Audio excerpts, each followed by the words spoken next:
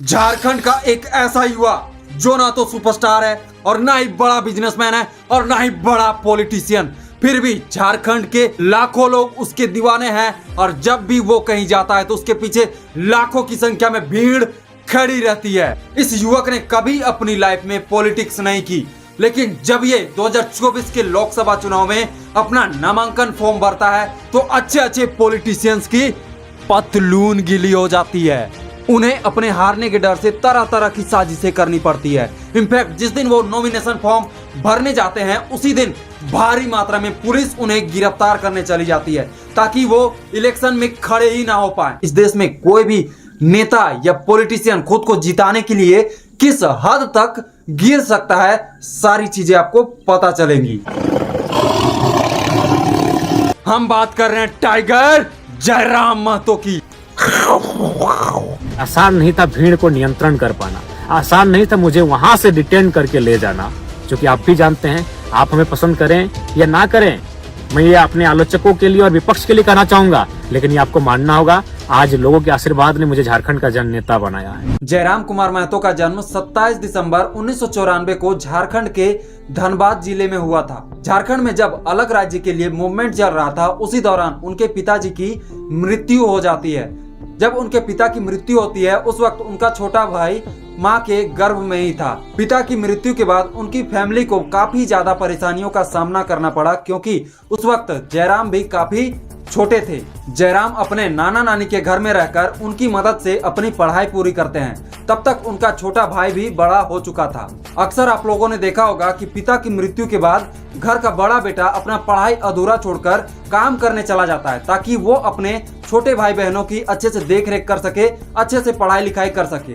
लेकिन उनके केस में ऐसा नहीं था। उनका छोटा भाई पढ़ाई छोड़कर काम करने लगता है ताकि जयराम अपनी पढ़ाई पूरी कर सके। फिलहाल अभी जयराम महतो इंग्लिश लिटरेचर से PhD कर रहे हैं। जयराम की लाइफ में टर्निंग पॉइंट तब आया जब झारखंड के अलग अलग जिलों में गवर्नमेंट एग्जाम्स को लेकर प्रोटेस्ट किया जा रहा था, विरोध किया जा रहा था।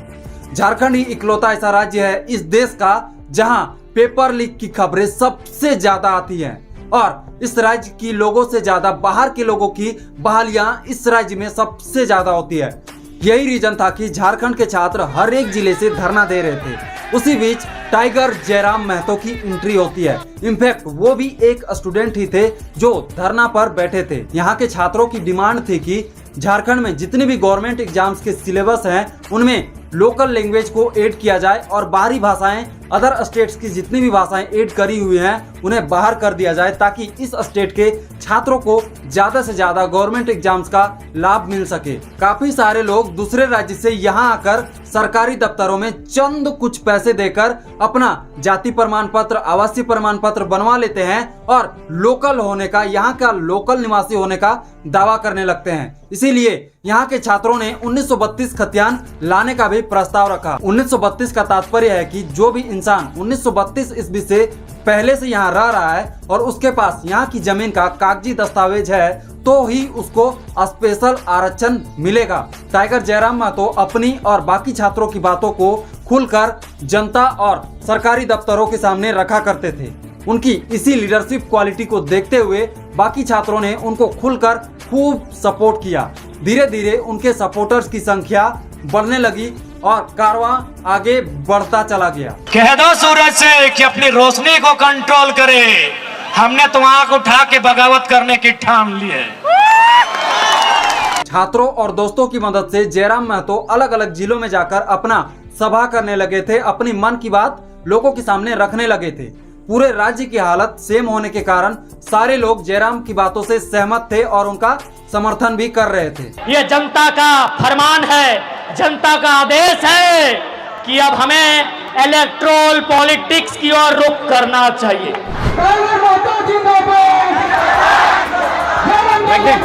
और अभी तक वो 5000 से ज्यादा सभाओं को संबोधित कर चुके हैं। बतौर सेलिब्रिटी, बतौर पॉलिटिशियन, वो ना तो कोई नेता है और ना ही कोई सेलिब्रिटी, फिर भी उन्होंने 5000 से ज्यादा सभाओं को संबोधित किया है। जयराम और उनके सपोर्टर्स ने केवल लड़कर और धरने के माध्यम से मजदूरों को 13 - 13.5 करोड़ रुपया मुआवजा दिलाने का काम किया है और 11 से ज्यादा लोगों को नियोजन देने का भी काम किया है।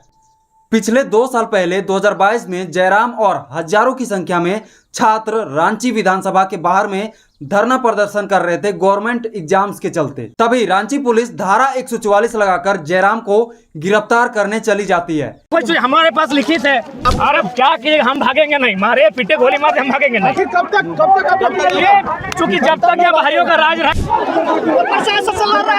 बताओ। जयराम को गिरफ्तार करता देख बाकी छात्र उनको घेराव करने लगते हैं, मना करने लगते हैं कि जयराम को मत ले जाइए। लेकिन तब रांची पुलिस उन पर लाठीचार्ज करना स्टार्ट कर देती है और नहीं मानते लाठीचार्ज से भी स्टूडेंट, तब उन पर आंसू की गोली छोड़ा जाता है। और ये सब हो रहा था सिर्फ और सिर्फ पॉलिटिकल प्रेशर के वजह से। जयराम महतो ने रियलाइज किया और काफी सारे लोगों ने भी कहा कि जब तक वो इस सिस्टम में रहेंगे नहीं तब तक वो इस सिस्टम को बदल नहीं सकते। इसीलिए उन्होंने पॉलिटिक्स में जाने का सोचा और गिरिडीह क्षेत्र से चंद्र प्रकाश चौधरी के खिलाफ 2024 लोकसभा चुनाव के लिए प्रचार प्रसार में लग गए। जयराम झारखंड के जिस भी कोने में जाने लगे वहां लाखों की भीड़ इकट्ठा होने लगी।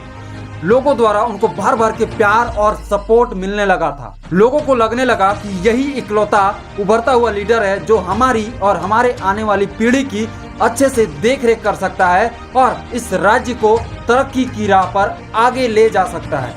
इसी उम्मीद से यहाँ की जनता अपना पसीना बहाकर अपनी बाइक में पेट्रोल जलाकर जयराम की पार्टी का प्रचार प्रसार करने लगे। और यही नहीं, जयराम की पार्टी को चंदा के रूप में काफी सारे लोगों ने पैसे भी दिए ताकि जयराम चुनाव लड़ सके। एक दिन में सिर्फ आम जनता के द्वारा 2 लाख से ज्यादा चंदा जमा हो जाता था। शायद ही आपने कभी ऐसा देखा होगा कि आम जनता किसी को चुनाव लड़ने के लिए पैसे भी देती है और अपना पैसा खर्च करके, अपना पेट्रोल खर्च करके उसका प्रचार भी कर देती है और फ्री में वोट भी देती है। अपनी लाइफ में मैंने ऐसा पहली बार देखा है। और यही सब देखकर बाकी नेता अपने हारने के डर से साजिश करने लगते हैं। और जिस दिन जयराम महतो अपना नामांकन फॉर्म भरने जाते हैं, नॉमिनेशन करने जाते हैं, उसी दिन 200 से ज्यादा पुलिसकर्मी जयराम को गिरफ्तार करने चले जाते हैं। वही 2 साल पुराना विधानसभा घेराव वाला केस को लेकर के। ये कोई बहुत बड़ा केस या मामला नहीं होता है, फिर भी 200 से ज्यादा पुलिस वाले जयराम महतो को, टाइगर जयराम महतो को गिरफ्तार करने चली जाती है, ताकि अगर पुलिस जयराम को अगर गिरफ्तार कर लेती है तो वो नामांकन फॉर्म ही नहीं भर पाएंगे। इसीलिए पॉलिटिकल प्रेशर मिलता है पुलिस वालों को कि जाओ भैया जयराम को पकड़ो और उसको अंदर डालो जब तक नॉमिनेशन फॉर्म भरना बंद नहीं होता है। जब रांची पुलिस उन्हें गिरफ्तार नहीं कर पाती है तो वो दूसरा हथकंडा अपनाते हैं।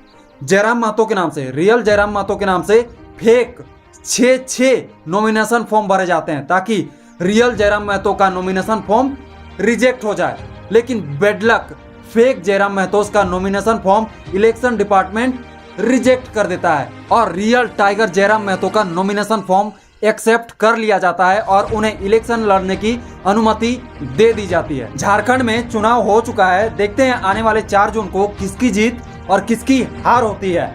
आप किसके साइड हो कमेंट करके जरूर बताना। और हाँ, वीडियो को लाइक कर देना और चैनल को भी सब्सक्राइब कर देना दोस्तों, क्योंकि हम ऐसे महान और अच्छे लोगों की केस स्टडी लाते रहते हैं। फिर मिलते हैं दोस्तों किसी नेक्स्ट वीडियो में, किसी नेक्स्ट दमदार वीडियो में। तब तक के लिए जय हिंद, वंदे मातरम।